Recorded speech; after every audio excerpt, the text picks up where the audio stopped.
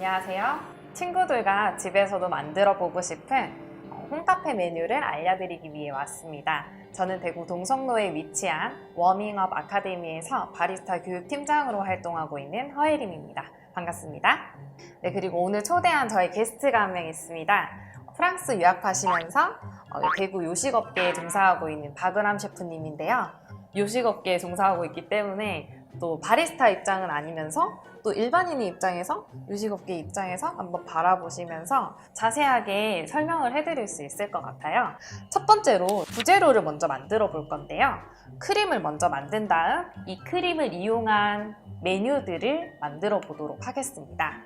네, 그러면은 이제 크림을 만들기 전에 제가 사용할 크림에 대해 소개를 먼저 해보겠습니다. 마트에 가시면 여러분도 다 구입하실 수 있는 크림들이고요. 없으면은 인터넷으로 동물성 크림, 식물성 크림 이런 식으로 검색해서 이제 여러분이 선택하실 수 있습니다. 그래서 동물성 크림을 할 것이냐, 식물성 크림을 할 것이냐는 이제 저의 설명을 듣고 여러분이 선택을 해주시면 될 것 같아요. 이제 카페에서 주로 많이 사용하는 크림은 식물성 크림인데요. 왜 식물성 크림을 사용을 하냐면 첫 번째로 가격이 저렴합니다. 그리고 두 번째로 유통기한이 오래 가고요. 세 번째로 휘핑을 했을 때 보존이 되게 오래되기 때문에 모양의 보존성이 좋아요. 그래서 추가 가당을 하지 않아도 되기 때문에, 그리고 저렴하다는 장점이 있기 때문에 식물성 크림을 많이 사용하고 있고요. 동물성 크림 같은 경우는 주로 디저트나 제과 제빵류에서 주로 많이 사용이 되는데요. 사실상 대부분 평균가를 따져봤을 때 식물성 크림에 비해서 동물성 크림이 한 2배 가까이 금액이 조금 더 높은 편이에요. 그럼에도 불구하고 이제 제과 제빵 같은 데서 이걸 많이 사용하는 이유는 그만큼 이제 동물성에서 나오는, 유지방에서 나오는 원유의 풍미와 단맛, 고소함이 있기 때문에 이 동물성 성분으로만 만들 수 있는 그런 이제 메뉴들이 굉장히 많아요. 그래서 맛은, 동물성은 약간 우리가 생각하고 있는 우유의 고소함이 있으면서 단맛도 있고 대신에 끝맛이 굉장히 깔끔해요. 근데 식물성 같은 경우는 먹을 때는 우리가 익숙한 그런 바닐라 향이 나는데 이게 인공 향료가 다 들어가 있기 때문에 그런 느낌이 드는 거예요. 하지만 먹고 나서 조금 느끼함이 남아요. 기름지고 느끼함이 남는 게 약간 식물성 크림이에요. 그래서 사실상 맛은 저는 동물성이 훨씬 맛있다고 봅니다. 대신에 단점으로는 유통기한이 짧아요. 유통기한이 길어도 휘핑크림의, 동물성 휘핑크림의 경우 한 달 정도, 생크림의 경우는 일주일 정도밖에 안 돼요. 반면에 식물성 크림을 한번 사놓으면 거의 1년 가까이 보존을 할 수 있기 때문에 이런 장단점을 따지셔서 이제 구입하시면 될 것 같고, 저는 오늘 휘핑크림으로는 식물성 크림을 쓰도록 할게요. 크림을 붓기 전에 먼저 준비해야 될 주의사항이 있습니다. 크림을 붓는 이 크림을 치는 팬이 있고 이 팬 밑에는 반드시 얼음이 깔려져 있어야 돼요. 그래서 얼음을 깐 팬 위에 크림을 넣고, 자, 여러분은 집에서 계량을 하시기 어려울 거기 때문에 웬만하면 한 번 하실 때 보통 이게 1리터짜리거든요, 이 크기가. 그러면 반 팩 정도씩은 크림을 쳐준다라고 생각하시면 될 것 같고, 이거를 뜯고 나서는 최대한 빨리 소진을 해주시는 게 좋습니다. 그리고 핸드믹서를 이용해서 휘핑을 진행해 줄 겁니다. 동물성 크림을 치실 때는 저속에서 점점 고속으로 가시는 게 좋지만, 식물성 크림을 치실 때는 개인적으로 경험상 좀 고속에서 휘핑을 조금 빨리 진행을 해주시는 게 좋아요. 식물성 크림의 경우에는. 그래서 이 휘핑 과정이 되게 별거 아닌 것처럼 보이겠지만 대충 해버리면 식감이 굉장히 좋지 않기 때문에 저속으로 오랜 기간 동안 휘핑을 많이 해주시는 걸 추천드립니다. 지금 보시면은 점점 크림이 올라오고 있는데요. 되기를 보는 방법은 이 휘핑기 끝자락에서 떨어지는 이 크림의 물줄기가 폭폭 들어가는지, 아니면 이 크림 위에 쌓이는지, 또는 이 휘핑기 끝에 머물러 있는지, 이런 식으로 되기를 좀 보시면 될 것 같은데 지금은 아직 한참 멀었습니다. 지금 어느 정도 크림이 지금 걸쭉해졌죠?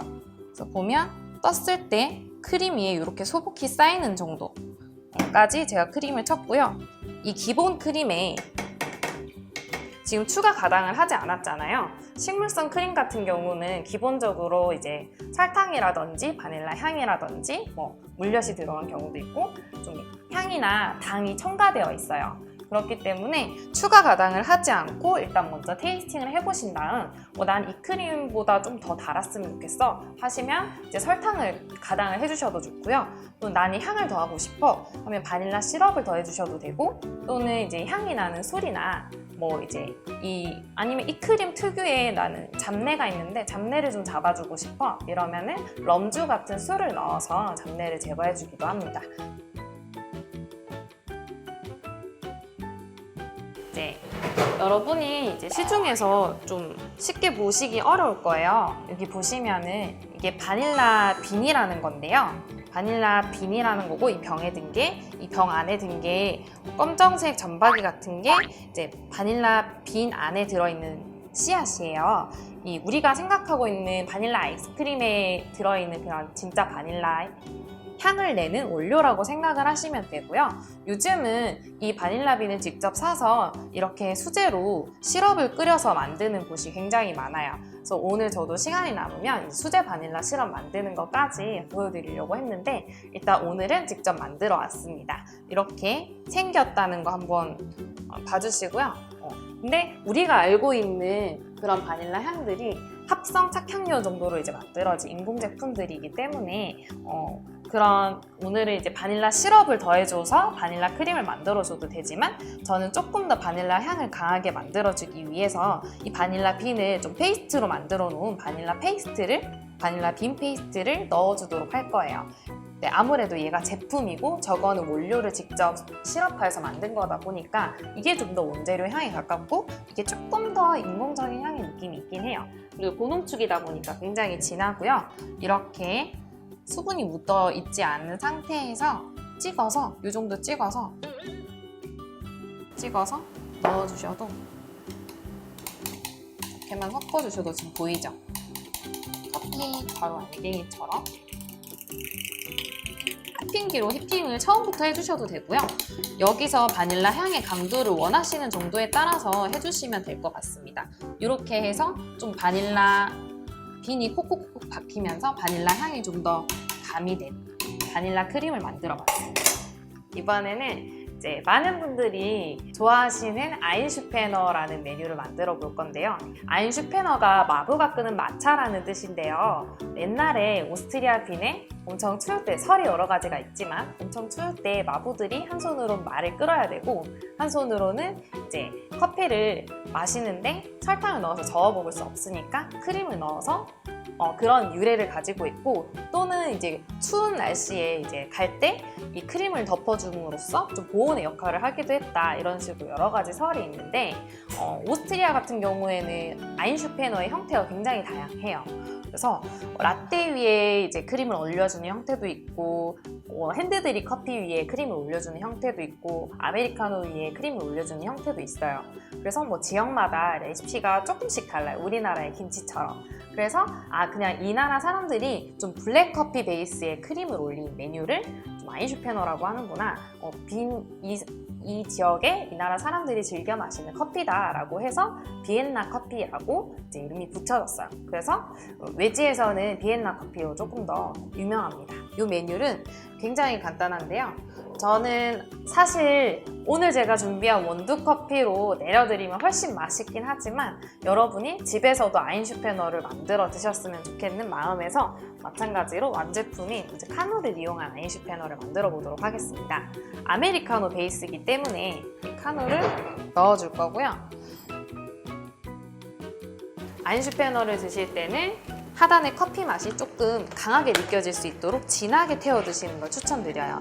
왜냐하면 상단에 크림이 있기 때문에 크림과 더불어서 그 다음에 커피가 나오는 거를 생각을 해서, 보통 대부분의 카페들이 옛날처럼 비엔나 커피라고 해서 아메리카노로 엄청나게 많은 양의 크림을 올려주진 않아요. 요즘은 조금 하단을 조금 진하게, 그래서 전 2스틱을 넣었습니다. 2스틱을 넣어서 이제 뜨거운 물을 부어주고 잘 용해를 시켜줍니다. 아까 만들어왔던 바닐라 크림을 얹어줄 건데요. 꾸덕하게 조금 떨어지는 질감으로 만들어졌습니다. 지금 보면 바닐라 빈이 좀 꼭꼭 박혀져 있는 게 보이시죠? 전에 먹었던 그 맛이랑은 비슷하긴 한데 네. 크림에 바닐라 시럽이 들어가니까 훨씬 더 향이 많이 살아있네요. 네. 근데 커피는 그래도 카페에서 먹은 것보다는 인스턴트다 보니까 네. 맛은 조금 떨어진대요. 제가 준비한 커피로 아메리카노를 해드렸으면 훨씬 더 맛있었을 텐데 여러분도 기왕이면 이제 원두커피 베이스 위에 크림을 올려 드시면 훨씬 더 맛있게 드실 수 있고요.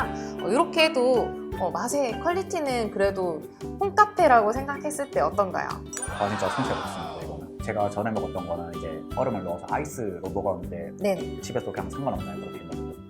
저는 따뜻하게 만들었는데요. 아인슈페너라는 메뉴는 개인적으로는 차갑게 먹기보다는 따뜻하게 먹었을 때 훨씬 더 맛있게 먹을 수 있는 메뉴예요.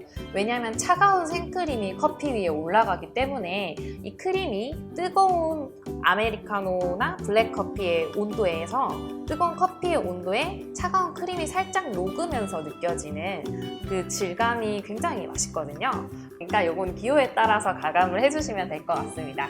네, 오늘 집에서 친구들과 쉽게 따라 만들어 볼 수 있는 홈카페 메뉴 만들기를 해보았는데요. 집에서 찾을 수 있는 이런 도구들을 가지고 재료들을 가지고 조금의 노력만 투자하면은 똑같이 만드실 수 있으니까 제가 이제 제안하는 이 레시피를 가지고 친구들과 함께 즐겨줬으면 좋겠습니다. 지금까지 시청해주셔서 감사합니다.